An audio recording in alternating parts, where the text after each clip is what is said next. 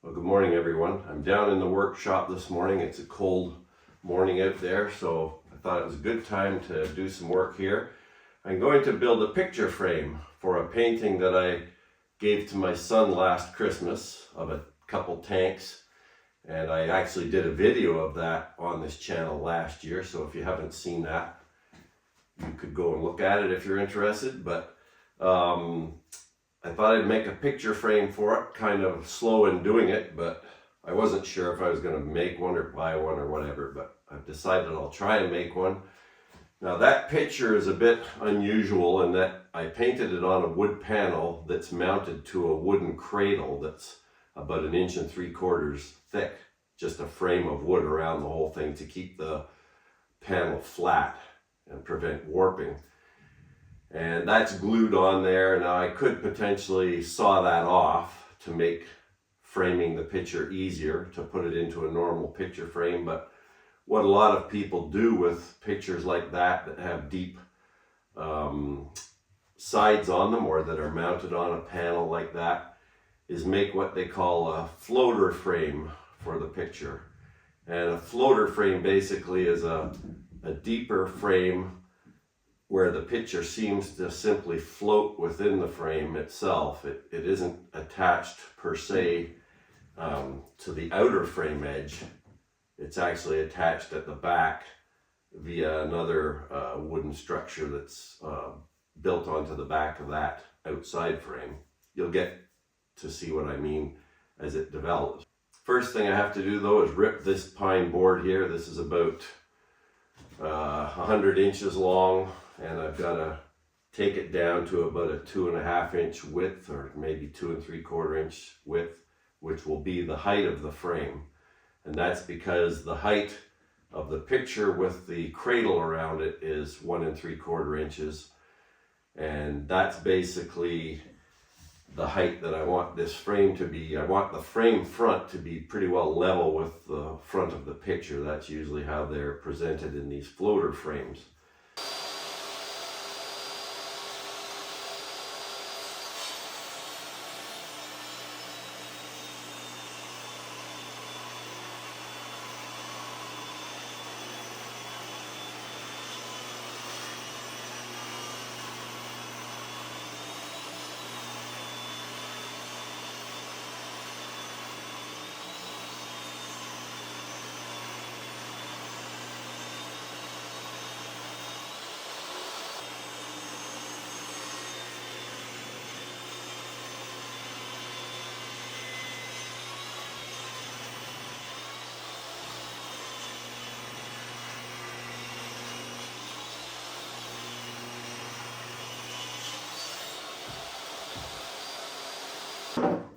Okay, so here's the board that I just ripped. Now what I have to do is put a 45-degree angle on the end of this board. So it's going to be sitting like this as a frame, up and down, and the picture will be in here. So I got to put a 45-degree angle on here because all the corners are going to have to meet at 45 degrees. So I'll do that, and then I'll measure the inner distance to be the correct distance for the inside of whatever part of the frame this is, whether it's a side or the top and bottom. If I make it a side, this particular picture that I have to put in it is 18 by 24, so 24 inches wide, 18 inches high, standard picture size. But if this is going to be a side, for example, then this would have to be 18.5 inches long inside the frame, because a floater frame leaves typically about a 1/4 inch space between the frame and the picture itself. And that's why they call it a floater frame, because there'll be a 1/4 inch outside the boundary of the picture that'll look black, and then you'll see the frame. So there'll be a 1/4 inch area of black in here, just space, empty space, the picture, and then the frame out here. But I got to get the 45-degree angle here, measure 18.5, and then for the long side of the frame it'll be 24.5. So I'm leaving a 1/4 inch on each end of each frame piece to create that 1/4 inch space between the frame and the picture. So the miter saw is set up for 45 degrees here. Now I'll just position the wood at the end so I can make the most of the piece of wood that I've got here. Take it right to the limit. So that'll be a 45-degree cut on a vertical axis here through this chunk of wood.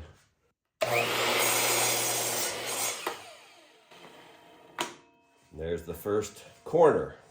So now what I have to do is figure out this inner dimension, and I think I'll start off with the long section, so the top and bottom, which will be 24.5 inches interior size.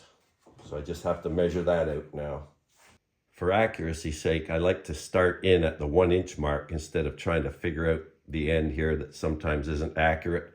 So I'll go from 1 to 25.5 since I need 24.5. Okay, so there's 25.5, which actually equals 24.5 because we're taking the 1 off the other end.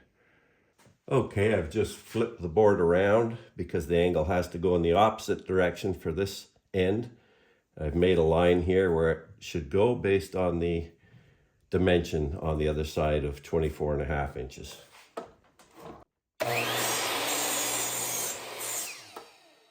Now to measure out the opposite side, which will also be 24.5 inches long, I simply lay the one that we just cut on top of the remaining board. Make sure the ends are lined up here where we've cut. And then just put a line over here to mark where that one has to be cut. Basically just using the first board as a template.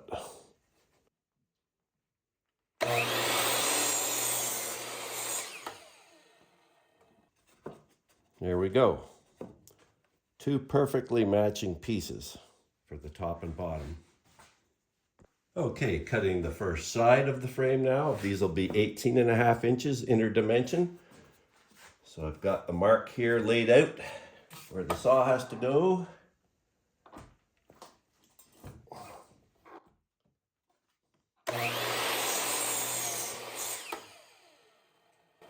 And I'll use this like the other side where we use it for a template.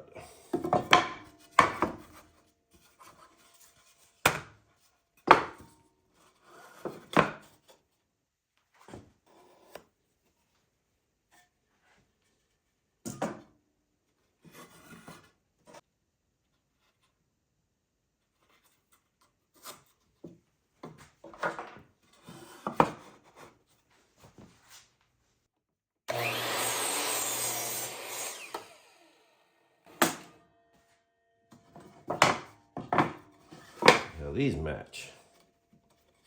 Very good. Very good match. So what I've done here is laid out the frame pieces on this board and just rough set them in to see what they'll join like, and they look like they're going to be good. So what I'm going to do next is take these small wedge-shaped pieces of wood and screw them in close to the edges of the frames in the corners, one on each side of the corner. Do that on each corner, and then I've got other wedges that don't have screws in them, and I wedge those in between these boards and the frame, and that'll help to compress the frame inwards to hold it tight when I'm gluing it up. Okay, I've screwed in all the wedges at the corners to their approximate locations based on where the frame is sitting now. I've just basically tried to screw them close enough to the corners and leave a gap in between big enough to accept these other wedges. So the process from here is basically I've dry fitted the frame to see what it looks like. It looks good, got the wedges in. So now I'll take a piece out at a time, glue the ends, set them against the other 2 sides here so they'll be glued at the same time. I basically just have to glue 2 ends to get it all glued. And then I'll apply these wedges to ensure that it's tight and straight, keeping an eye on the corners always to make sure that they're nicely lined up with each other, which will indicate a straight frame. Then I'll just leave it to dry. I may eventually add a couple screws in each corner, I'm not sure. The glue should be plenty strong to hold it anyhow. And then I have to make this interior framework that I mentioned before out of this 1x3 or 1x2.5 type wood I have over here. So it's a frame that fits at the back, and it's the thing that you actually screw the painting into. So I had to change my approach to how I was building the frame or assembling the frame.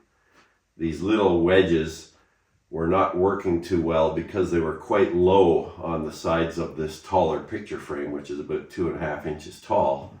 They were, I think, pressing in the bottoms, and the top was splaying out a bit. So I ended up putting rows of higher boards on the sides, at least 3 sides here. In the end, I put one on the 4th as well, but I screwed a couple boards together on each side to make it higher, and then I used the wedges on top of those boards, and that seemed to squeeze the frame together better. So I did that yesterday and glued it, and it seems to be holding together. So now I'm going to make the inner framework, which is known as the strainer, I believe they call it. It's sort of a flat style frame, so just the same thing here, except it'll be flat at the back and attached to the bottom of this frame. It'll be made out of 1x3s, I think they are, something like that, which measure about 3/4 by 2.5 or whatever, 2 3/4. Okay, I've cut the pieces for the inside of the frame, known as the strainer, which sits at the back of the frame, which is right here. And I've dry fitted it inside the frame just to make sure it does fit okay. So now what I'm going to do is take all this off, and I'm just going to reposition these outside boards to the dimensions of this inner frame, so they'll be able to clamp this frame tight for me to glue it together. And once that's glued and set, I'll then insert it into the real frame, glue it in the back, might use a few little nails along the edges at the back, I'm not sure. Or I might just end up gluing it like this. But this is what it's going to look like when it's done, basically. It's going to be this frame at the back of the main frame. And then the painting will go in here on its wooden cradle, and then I'll attach it via short screws from the back into the frame of the painting. And then it will have this gap around it, a slight gap between the frame and the painting itself, that makes the painting look like it's just floating. That's why they call it a floating frame. Okay, I've repositioned the outer boards over here to come in tighter to the right side of the frame here. And I've also added my little wedges down here to help close in this end when I come to glue it. So the 3 sides are held with these boards, and then the final side will be clamped in with these 2 little sets of wedges here. So now I just have to take it out, glue it, and put it back in. Okay, so there's the inner frame clamped now and glued. So we'll leave that for a few hours. And then once it's dry, I'll try to insert it into the main frame.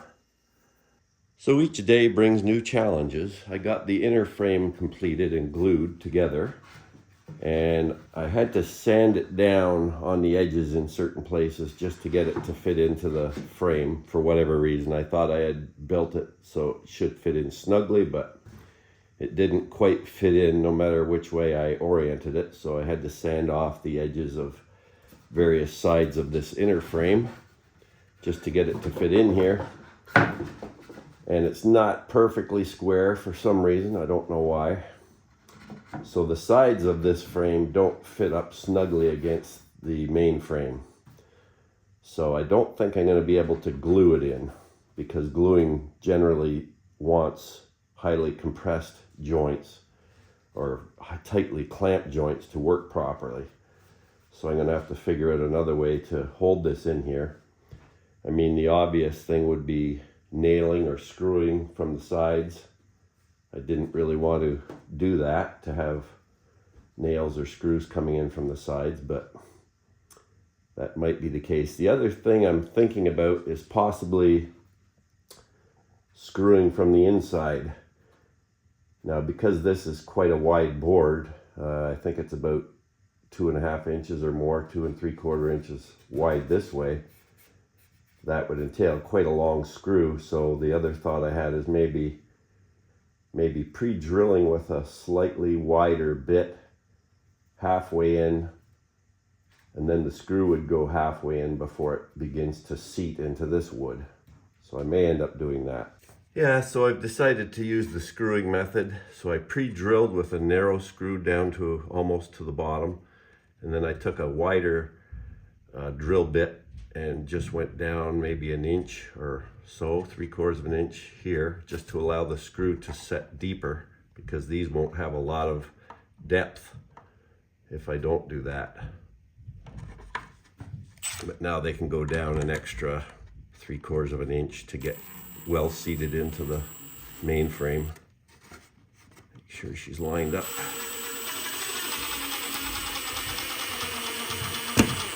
There we go.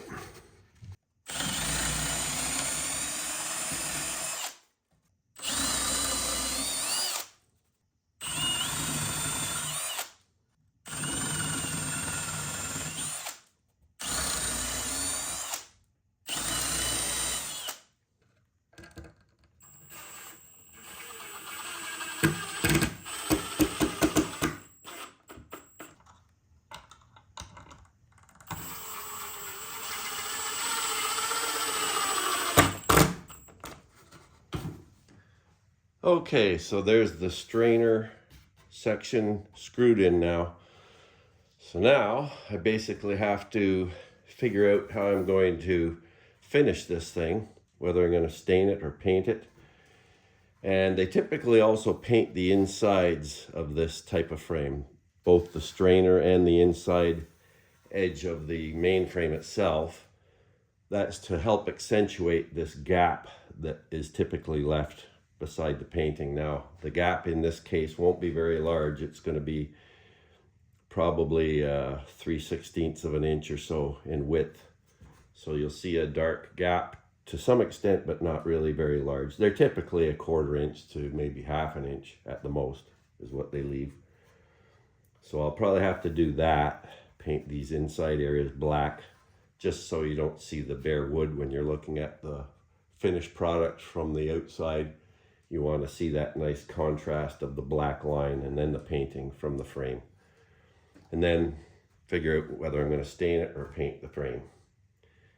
But it's finally coming together. Bit of a slow process.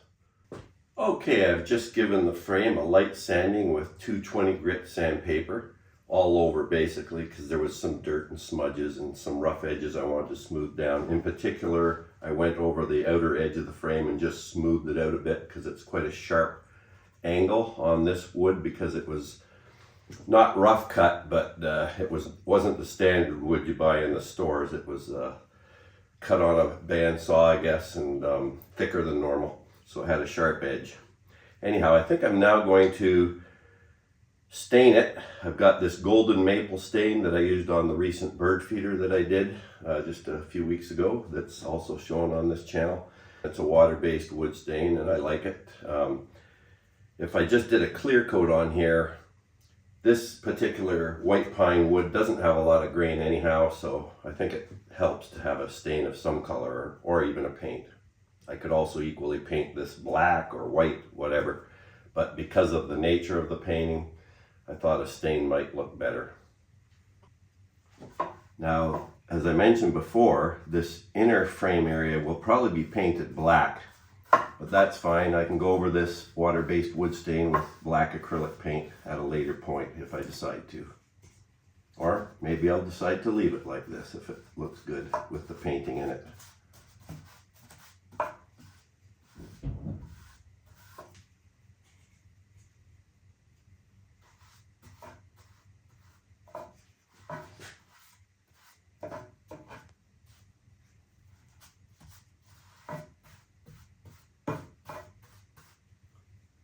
Probably end up putting 2 coats, at least on the mainframe part proper, just because I found with the bird feeder it looked a little better when I got the second coat on. Oops, really want to do that.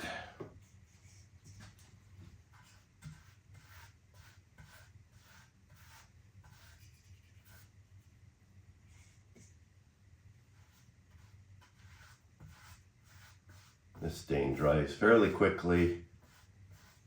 I think an hour or two to the touch. And then probably for recoating, you'd want to leave it overnight. At least I do.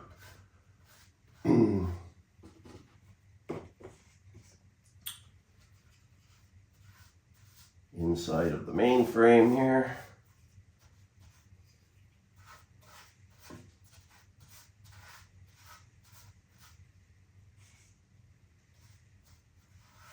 At least on the main frame. Now this inside area again is not going to be seen very much because the painting covers it up for the most part. It comes right close to covering it up.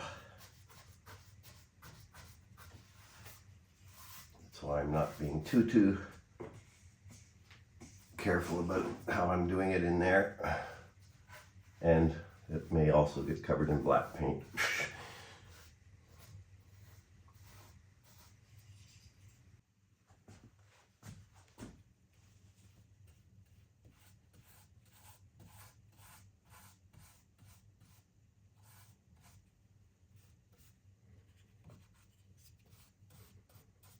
On the main frame proper here, I just want to make sure I don't leave any runs or big globs of stain or dirt particles sitting in the stain, that type of thing, if possible.